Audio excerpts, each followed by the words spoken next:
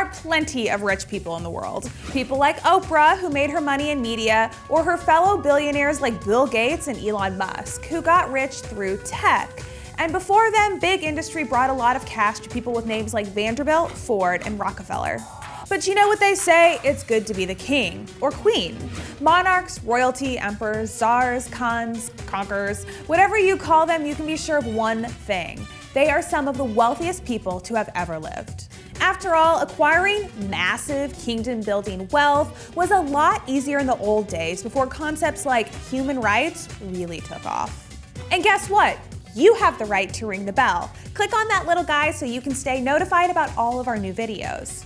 But I digress. It's hard to gauge who the absolute richest person of all time might be. Are we talking the ancient era, Middle Ages, present day? It's hard to compare ancient wealth to today's billions. Apples to oranges. But guess what? There actually is a very strong contender for the richest king ever. A man so rich, he actually managed to devalue a currency due to his generosity. I'm talking, of course, about Mansa Musa I of the Mali Empire. He reigned for about 25 years, from 1312 until his death in 1337. So how rich was Mansa Musa? He was so rich we don't actually know how rich he was. Mali in Western Africa has been settled by humans since at least 10,000 BC. The Mali Empire, which had different boundaries from the present-day nation, first came to existence around the year 1200. A king named Sundiata Keita deposed another king and expanded the empire's territory. You know, same story as the founding of basically every empire. Mansa translates roughly to king, emperor, or sultan, and our guy Musa was the 10th Mansa to reign. Scholars say he was a great-nephew of Sundiata Keita and came to rule when the previous king sailed off in search for the end of the Atlantic Ocean.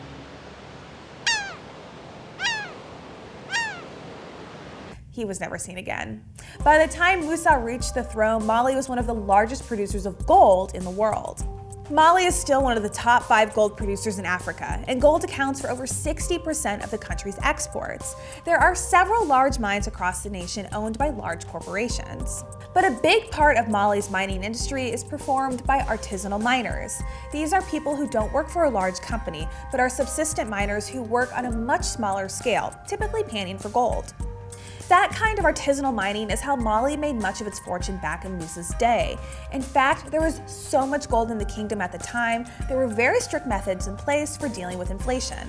All gold nuggets belonged to the king and empire. It was also illegal to trade gold nuggets within the empire's borders. Miners who found nuggets exchanged them at the royal treasury for gold dust of equivalent value. The Mali Empire became a very important trading center for North Africa and the Middle East, especially when they brought the famed city of Timbuktu within its territory. It's so easy to imagine those epic romantic scenes of caravans, all those traders trudging on camels across the vast Sahara Desert, bringing not just gold to far-off lands, but also salt and ivory. It was a caravan led by Musa that eventually devalued gold along the Mediterranean for years. As a convert to Islam, Musa dutifully set off on the requisite pilgrimage to Mecca in the year 1324. So, you're the king of the richest country in the world, off on a religious pilgrimage. What do? Give that gold away, of course. Got that money, I'm rich. Ask me for a loan, keep begging, I'm rich. I don't even need to drink, cause I'm rich. I'm rich. Musa's pilgrimage was a major event across North Africa. Accounts say he traveled with 100 camels, each carrying 300 pounds of gold dust. He brought 500 slaves, each of which had a 6-pound gold staff, and that was just to carry the gold. His entire royal entourage was said to number in the tens of thousands.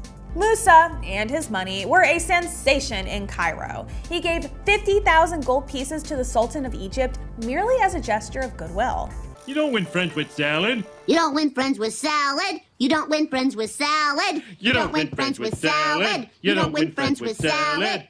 They gave away gold to the poor, bought crazy large amounts of food and goods, and because the Malians were also technically tourists, they got gouged by unscrupulous merchants who raised prices. Musa's retinue spent so much money that the value of gold dinar in Cairo crashed by 20%. It took the market over a decade to recover. Tales of Mansa Musa I and his fabulous wealth eventually spread as far as Europe. A Spanish mapmaker included Musa in his vision of West Africa, and it's more than appropriate. He's wearing a golden crown, holding a golden staff, and of course, a giant gold nugget. What would you do with an unlimited amount of gold? Would you buy any camels? Tell us about it in the comments. Like and subscribe while you're down there, and check out the links for more information on gold. Thanks for watching.